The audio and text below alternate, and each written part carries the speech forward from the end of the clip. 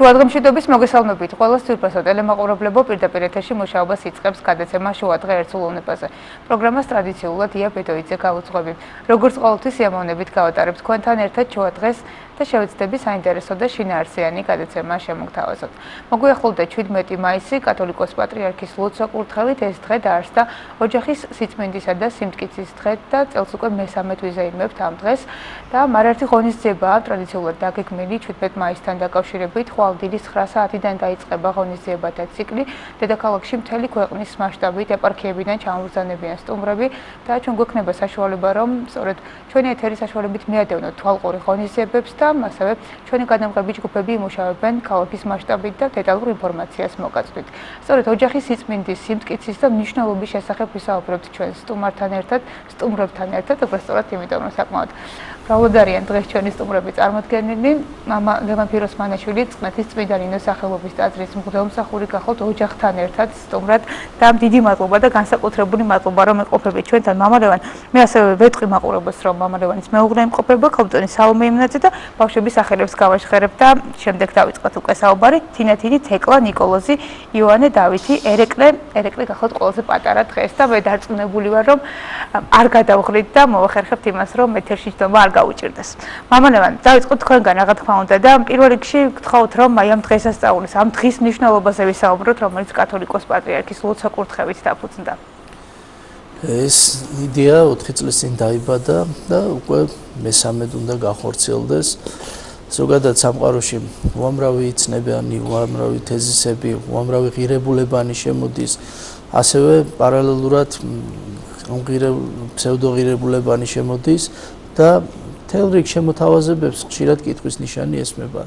და აი სწორედ დროს ეს დროული იყო ეს ნაბიჯი, რადგანაც საზოგადოებას ყოველთვის სწორი იდეა, აზრი უნდა მიეწოდოს ხოლმე, ორიენტირი, რითაც სავის ცხოვრებაში იხელმძღვანელებს. ეს ანტიკური სამყაროდან ასე იყო მოყოლებული, როდესაც თვითონ ძველი ბერძნები თუნდაც ცდილობდნენ, რომ საზოგადოებისთვის ყველაზე მნიშვნელოვანი ღირებულებანი შეეთავაზებინათ და მათი საზოგადოება, მათი დასახლება ღირებული ყოფილიყო, დაფასებული ყოფილიყო, თვალსაჩინო წარჩინებული ყოფილიყო. აი ოჯახი მით უმეტეს კიდე ესეთი ცნება, რომელიც აღნიშნოთ, დაუფიქსიროთ, რომ დღემდე ასეთი რამეს მსოფლიოში ანალოგი არ ქონია და არადა რომ გადავხედოთ ოჯახი ყველაზე ღირებული რამ არის სამყაროში. ზოგადად თვითონ სამყაროს მოდელი და სამყაროს პრინციპი სწორედ ოჯახის მიხედვით არის შექმნილი. შემოქმედი და შექმნილი სამყარო, შემოქმედი და თითეული ჩვენგანი. თუნდაც სულიერ სამყაროსთან მიმართებაშიც ღმერთი მათთვის მამა არის, დამბადებელი მამა არის, შემქმნელი მამა არის და ასევე ჩვენთანაც თითოეული ჩვენთაგანისთვისაც ცხოვრების მომცემელი, მშობელი არის და სწორედ ამას ყველაზე მეტად გამოხატავს ლოცვა მამაო ჩვენოსი.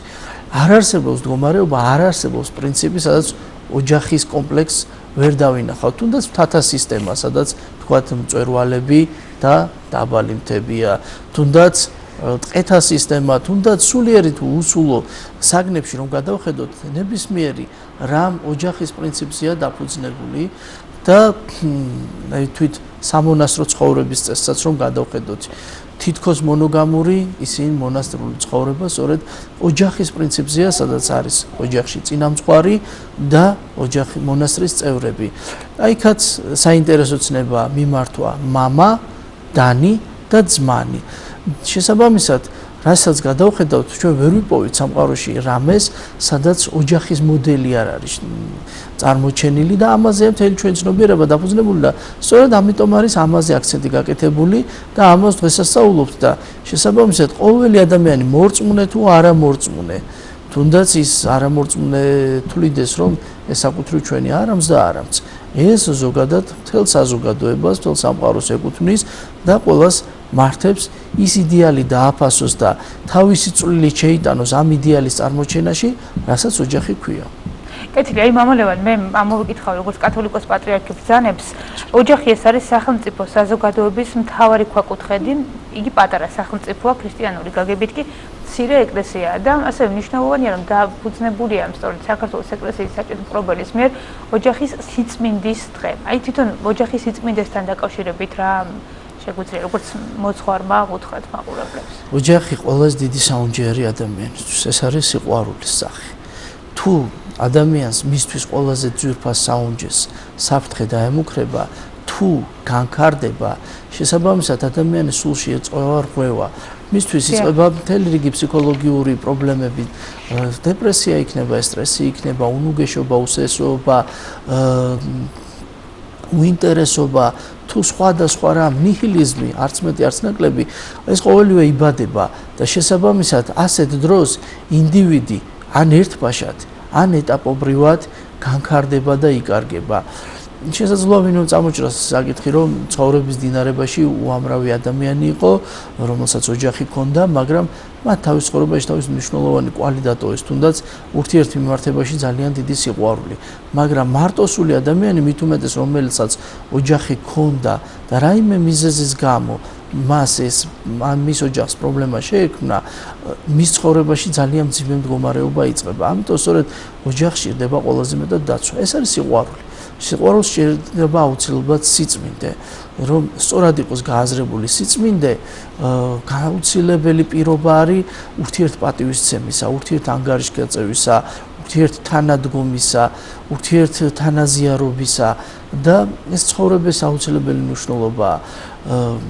ასევე აქ არის ერთი მთავარი საინტერესო პრინციპი, რომ თვითონ ოჯახი, როდესაც პირველი ოჯახი ადამიანთა მიერ იქმნება, სწორედ მამაკაცსა და დედაკაცად მოიაზრებს თავადუფალი, მამაკაცსა და დედაკაცად შექმნის შესაქმეში ამგვარად არის დასახელებული და მათი ერთობას აკურთხებს თვით ედემშივე და აძლევს კურთხევას გამრავლების შესახებ. და მათში იწყება და ყველაზე საინტერესო რამ არის, რომ ჩვენ ოჯახით ხვდებით თითოეული ადამიანი, რომელსაც ოჯახი გააჩნია, რამდენად უყვარვართ შემოქმედს. ეს არის უზენაესი აზრი, უზენაესი არსი, როდესაც ადამიანს უყვარს თავისი მეუღლე, როდესაც ადამიანს უყვარს თავისი შვილები, ხო? ამით ხვდება დაინახოს თავისი შვილები.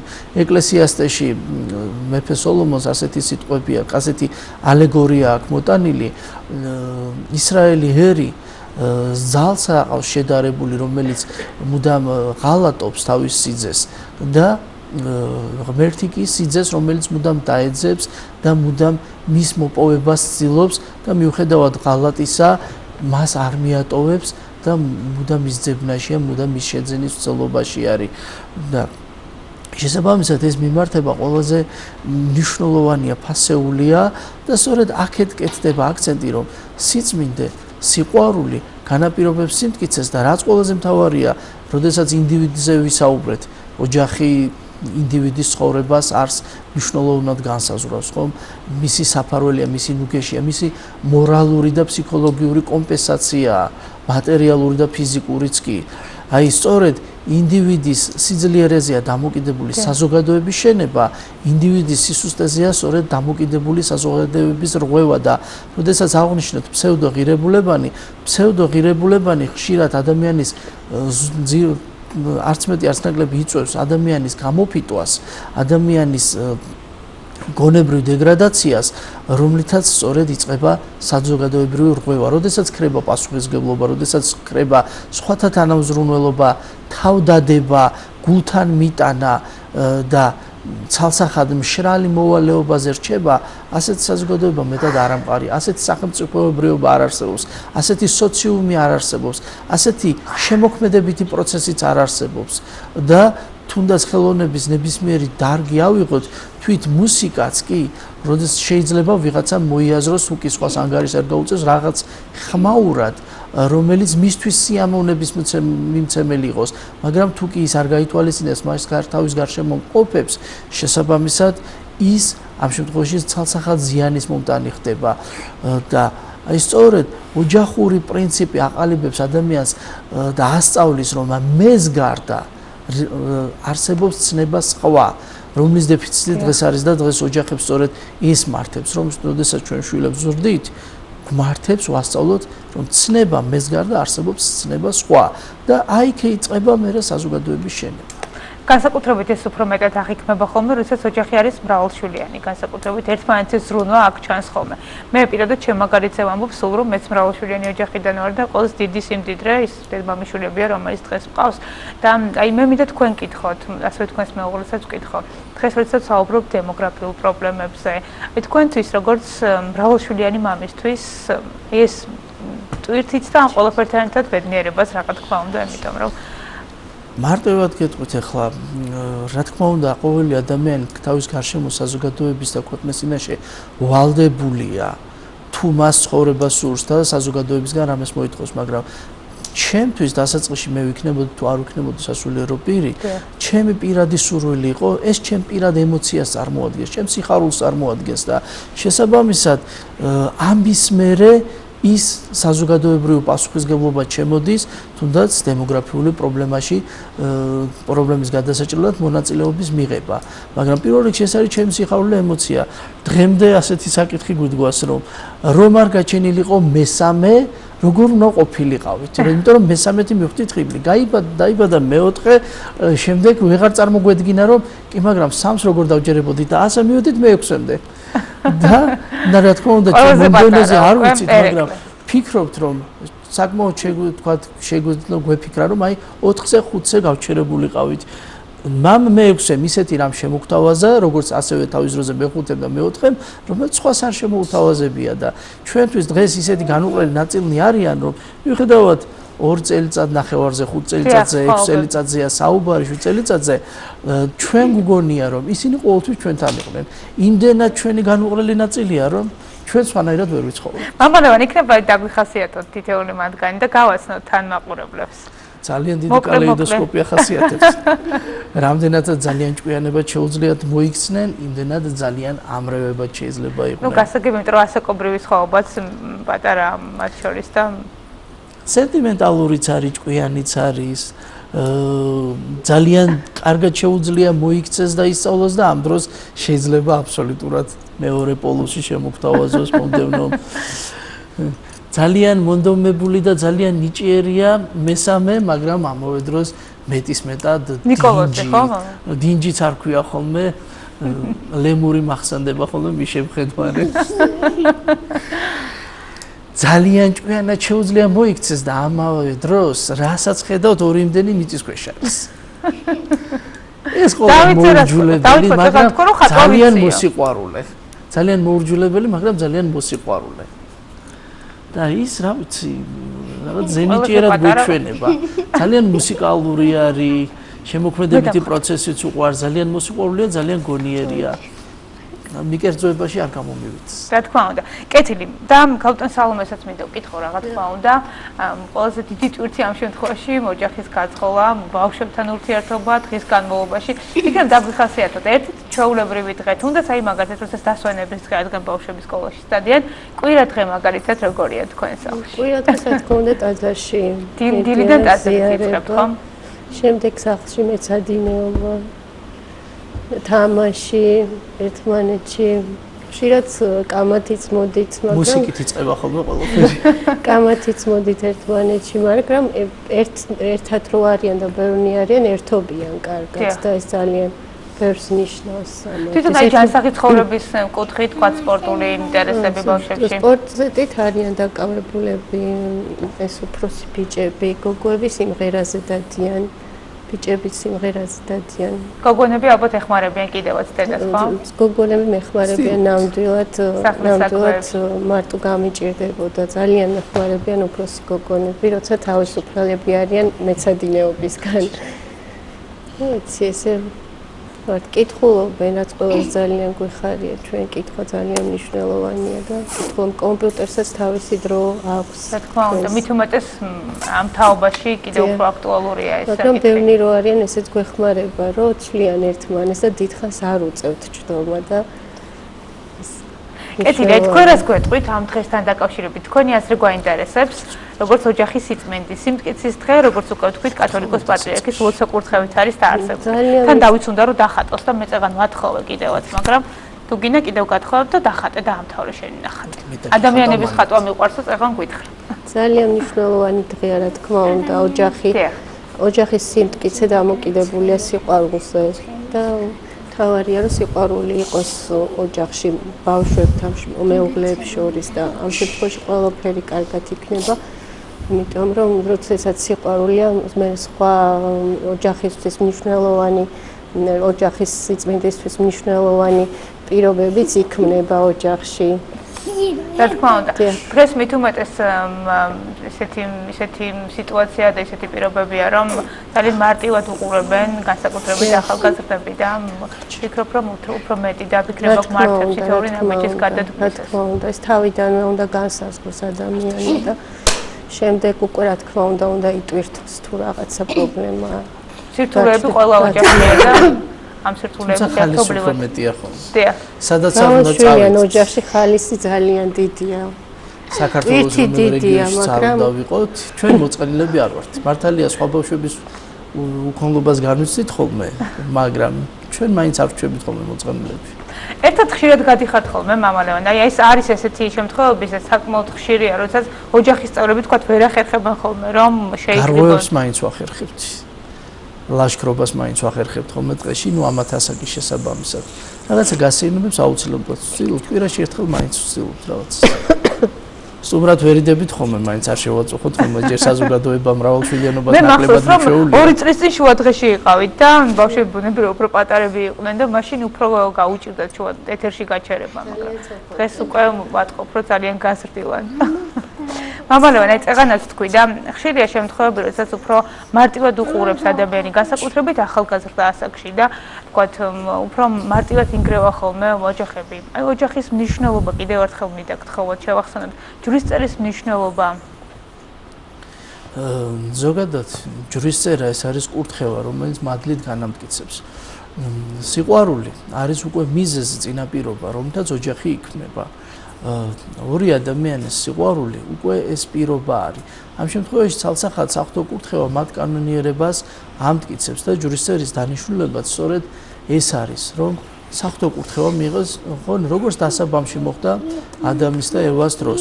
შემდასაბამისად მე სამღვდელო პირი ამ შემთხვევაში ძველ დროში ის ერთგვარ რეესტრს წარმოადგენდა, რომელიც რეგისტრაციას ახდენდა და ის სოფლის თავკაცნი ოჯახის წევრები თუ ასე შემდეგ ამოწმებდნენ მათ კანონიერ ურთიერთობას. რამდენად ჩამოყალიბებული იყო, რა თქმა უნდა, აი იმ დროს მოძღვარი სწორედ დღეს ჯერ ტრადიციაში ვერ შემოვიდა, საზოგადოებამ ვერ ისწავლა, მაგრამ მორწმუნე საზოგადოებამ უნდა გაითვალისწინოს, რომ როდესაც დაქორწინებას აპირებს, სადაც 1 წელი 6 თვე მაინც მას მღვდელსახურთან, თავის მოძღვართან ურთიერთობა უნდა ჰქონდეს, რომ ოჯახის შესახებ გააზრებული სწავლება მიიღოს, იმ მოსალოდნელი პასუხისგებლობის, სიძნელეების, სასიხარულო მოვლენების თუ გარკვეულ სხვადასხვა მიზეზთა შესახებ. ამავე დროს მის ფსიქოლოგიურ სურათს, პორტრეტს უყურებს სწორედ მისი მღვდელსახური, მისი მოძღვარი, რომელიც ეუბნება, არის თუ არა მოცემულ მომენტში იგი ამისთვის მზად. ეს აუცილებელი პროცესი არის. ხშირად არის ხოლმე რომ არ გვიჯერებენ, იყო კიდეც ამას წინათ ესეთი შედეგი, როდესაც მუშაობდით, თანამშრომლობდით, მათ ესმოდათ, მაგრამ მაინც თავისი გაიტანეს და მე მოულოდნელობების და გარკვეული ცუდი რეალობების წინაშე, სიძნელეების წინაშე დგებიან კიდეც და აი სწორედ ასეთი ფაქტორები მნიშვნელოვანია, რადგან მოძღვარი ეუბნება ან მზად არის თუ არ არის, ან რა საკითხები აქვს თავის თავში მოსაგვარებელი, რომ გვერდზე მყოფ ადამიანთან გაითვალისწინოს, რომ მარტო მე მინდა მე ასე ვხედავ და ჩემი ხასიათი ამგვარია და პირდაპირ შეიწყნარა, ეს არ არის მართებული. ჩვენ რა თქმა უნდა ნაკლებოვანი თუ ღირებული თვისებების მქონე ადამიანები ერთმანეთი უნდა შევითვისოთ, მაგრამ ეს იმას არ გვაძლევს არანაირად უფლებას, რომ ჩვენ ცალსახად ამ მდგომარეობაში დავრჩეთ. ჩვენ მუდამ უნდა განვუსწრდეთ შინაგანად კეთილისკენ პროგრესს, რომლითაც სხვას გვერდში მყოფს გაუადვილებთ ცხოვრებას. და აი სწორედ აქ იწყება პასუხისგებლობა და შემდეგ კურთხევის გარდა არსებობს ორი პრინციპი, როდესაც ოჯახი იქნება. ეს არის დიდი სიყვარული, რაც ვახსენეთ, რომლითაც თუნდაც ადამიანი 20 წელი თუ 25 წელი თავის მშობლებთან ერთად ცხოვრობს, შესისხლორსებულია და განმარტებაც არ ჭირდება მშობლებთან ურთიერთობის მიზეზს და ამ დროს ყოველგვარი პირობის გარეშე სრულიად უცხო ადამიანთან 1 წლის 6 თვის თუ რაღაცა 2-3 წლის გაცნობილ ადამიანთან თავდავიწყებულ ცხოვრებას იწყებს. ამისი მიზეზი ცალსახად სიყვარული არის. და აუცილებლად მან ადამიანმა უნდა გაიაზროს ის მისი თვითკმაყოფილებით, თავდარწმუნებით, თავდაჯერებით, ვიღაცის ფეხის ხმას თუ აყოლილია ეს სიყვარული, ცოლის მოყვანა თუ ასე შემდეგ, რითია განპირობებული, უბრალოდ მოწონება, გატაცება, თუნდაც დამოკიდებულება როგორც ლამაზი ან საინტერესო საგნისადმი თუ რეალურად სიყვარულს განიცდის მის გვერდში მყოფი მომავალი ადამიანისადმი. აი სწორედ ეს უნდა განსაზღვროს და მერე ამის შემდეგ მოდის პასუხისგებლობა. ცხოვრების სხვადასხვა ვითარების გამო ადამიანში, როდესაც სიყვარული იკლებს, პასუხისგებლობა მას აბალანსებს. როდესაც ადამიანში თავისი არამდგრადი მდგომარეობის გამო პასუხისგებლობა იკლებს, სიყვარული თავდადება, თავგანწირვა განაპირობებს ამ პასუხისგებლობის ამაღლებას და ამ ორივეს კიდე საღვთო კურთხევა აჯერებს და შესაბამისად დაოჯახებამდე ჯერ ადამიანმა უნდა განსაზღვროს, მერე თქვათ თუ მაინც ნაჩქარევად მოიყვანა ასეთი მსჯელობა, რომ შეცდა არჩევანში არ ამართებულია, მას უკვე პასუხისგებლობა მართებს.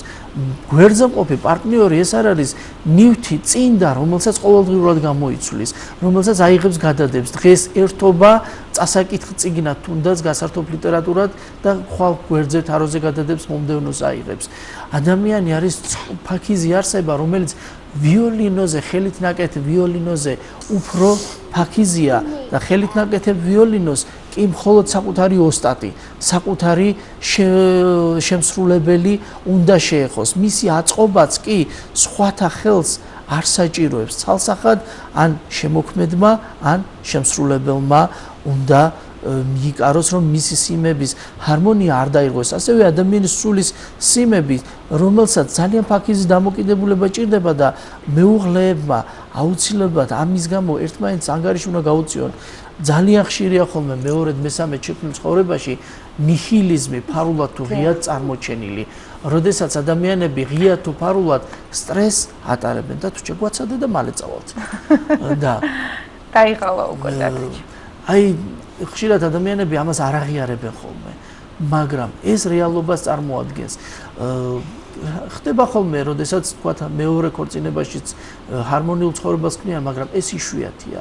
არაერთი ადამიანის ფსიქოლოგიური სურათი წამიკითხავს, როდესაც მათ გამო მათი შვილები, მათი გარშემო ცხოვრება, გარკვეული სტრესით, გარკვეული დეპრესიით, გარკვეული გულგატეხილობით არის ხოლმე გაჯერებული და შემდგომ, როდესაც მათ გარშემო რაღაცა უცნაური მიზეზებით, არალოგიკურად დაძაბულობა, რაღაცა გაურკვევლობა იქნება, მიზეზს ვერ პოულობენ. არც მეტი, არც ნაკლები თაკუთარ სულს ჯერ შეძინეს გულგატეხილობა, შემდეგ სხვა ადამიანებს. და ამიტომ მათ მართებს რაიმე პრობლემის დაბადების, გაუცხოების შემთხვევაში მათ პასუხისგებლობა იტვირთონ. თუნდაც გავიხსენოთ შემდგომი ძველი ამბავი, რომ ძირითადად ადრე ადამიანები, მე რასაც არ ვემხრობი, გარიგებით ქორწინდებოდნენ. მაგრამ ძალიან ხშირად სრულიად უცხო ადამიანები თანაცხოვრებისას პასუხისგებლობა, მათი პასუხისგებლობა სიყვარულში გადაიზრდებოდა და შემდგომ, როდესაც რომელიმე პარტნიორს რაიმე განსაცდელი ჰქონდა, ის ძალიან განიცდიდა მეორე მხარე, მეორე ნაწილი და პასუხისგებლობასაც შეუძლია თანაგზნობა დაბადოს და თანაგზნობა კი სიყვარულის ერთ-ერთი მნიშვნელოვანი ნაწილი არის, განუყრელი ნაწილი არის და ასე რომ ასე ხელაღებით არ შეიძლება პირველ რიგში ადამიანმა საკუთარი პირადი მე ასე ვფიქრობ უნდა დათმოს და რაზეც წეგან ვახსენე სხვა აი ჩვენ დაბადოს ოჯახში უკვე მე და შენ ხრება იწყება ცნება ჩვენ აი ჩვენი როგორც პავლე მოციქული ამბობს სისხლის და ხორცის რღვევაა წარმოუდგენელი ასევე ქორწინების დარღვევა ცოლფრობის დარღვევა არის წარმოუდგენელი რადგან ისინი აღარ არიან ორ არამედ ერთ სისხლ და ერთ ხორცს და ამისი ნატურალური განსახიერება სწორედ ესენი არიან ოჯახის პრინციპი არის სიყვარული შვილი ეს არის ჯილდო ღვთისა ოჯახი უკვე დედა და მამა არის, ცოლი და ქმარი არის, მაგრამ შვილი ამ შემთხვევაში ჯილდოა, რომელიც წარმოაჩენს მათ ერთის ხორცობას, მათ ერთსულოვნებას, სადაც თუნდაც ერთ ბავშვი დედის და მამის ხასიათი, მათი ქცევა, მათი აზროვნება, სულისკვეთება წარმოჩინდეს. თუნდაც ამ ბავშვს სწავლის და სხვადასხვა მიზეზის გამო პასიურად კონდეს მშობლებთან შეხება, როგორც უცხოეთშია პანსიონში ცხოვრობენ და ასე შემდეგ. იქ დედის და მამის გენეტიკა, აზროვნება, სულისკვეთება ნათლად წარმოჩინდეს და ამ შემთხვევაში უფალი ამითი გვამტკიცებს კიდევ ერთხელ უფრო აერთებს, თორემ ამ შემთხვევაში ცოლის და ქმრის გარდა ცოლ-ქმარ შორის შვილების გარეშეც სიყვარული შესაძლებელია. გავიხსენებ ჩემთვის საინტერესო მაგალითს ილიას და ოლღას შემთხვევა, როდესაც ილია აივანზე წერდა, მუშაობდა საგურამოში და მუშაობის დროს მოახლეს თხოვა, რომ ჭიქა წყალი მიეწოდებინა და ამ დროს ზემოთა სართულიდან კისრის ტეხით მორბის ოლღა და დაგორდება ამ სიჩქარეში, წაიქცევა და ვაივიშით მივარდებიან, წამოაყენებენ და შეწუხების მიზეზს შეეკითხებიან და საყვედურით ეტყვის ოლღა ილიას. ილიაო, მიუხედავად იმისა, რომ მათ ყავდათ მოახლეები, დამსახურებები, ისინი თავადაზნაურების წრეს წარმოადგენდნენ. ოლღა საყვედურით ეტყვის ილიას, რომ ხო იცი როგორ მიყვარხარ შენ, ხო იცი რამდენად ძვირფასია ჩემთვის, შენთვის რაიმეს გაკეთება და რატომ დაავალე სხვას, ჩემთვის ეს მთელი განცდა იყო, რომ შენ წყალი მოგიტანო, მოგემსახურო და თანადგომა გამოხატო.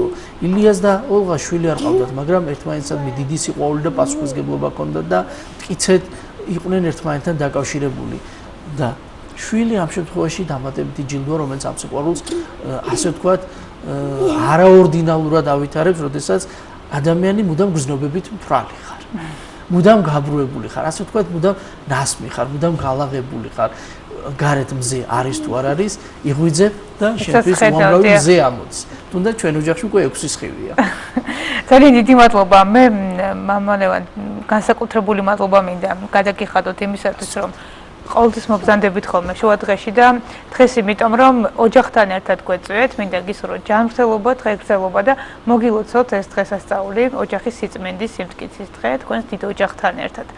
დეკანოზი ეს მიულოცავ ვისარგებლოთ ამ მომენტით და მთელ ერს და ზოგადად კაცობრიობას მე ვფიქრობ საქართველოსთან ეს თემა სამყარომ უნდა აიტაცოს ეს იდეა აღსარებლობის ცხოვრების წესის მიხედავად. დიდი მადლობა. დეკანოზი ლევან ფიროსმანაშვილი ოჯახთან ერთად გვეწვია შუა დღეში, როგორც უკვე ვთქვით, მამა ლევანი გახოთ წყნეთის წმინდა ნინოს სახელობის ტაძრის მღვდელმსახური. მემშვიდობებით ჩვენ სტუმრებს შუა დღეს კი ვაგრძელებთ კიდევ ერთი მრავალშვილიანი ოჯახის შემოგვიერთდება სტუდიაში უკვე გადაცემის მეორე ნაწილში ცოტა ხანში ვბრუნდებით.